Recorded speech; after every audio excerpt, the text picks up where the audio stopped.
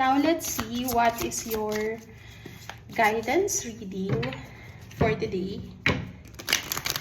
Okay, so this is Friday, and I hope you're seeing this message as your message for today. So, this is November 14, and this is your guidance reading. Take what resonates and leave what doesn't.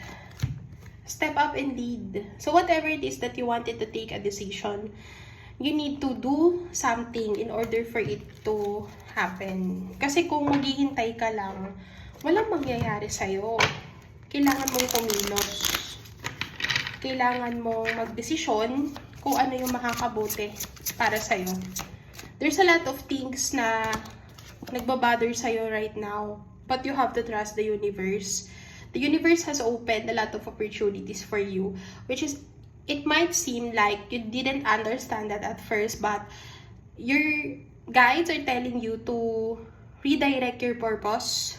You have to understand what the cards is trying to tell you, because you empowered an feminine energy here. Okay, so I'm picking a very strong twin flame connection, or it could be your career that is upgrading, you know your worth, and sabi dito, alamin mo lahat ng bagay bago ka mag-decide. You have to understand how things work.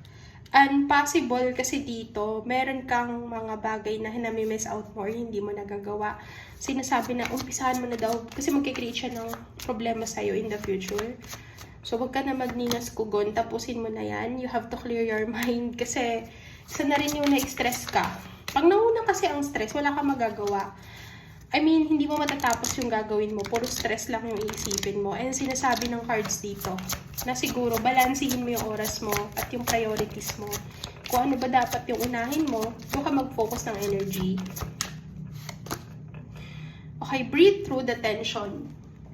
So, sinasabi rin sa'yo ng guides mo that you need to understand what the cards is trying to tell you.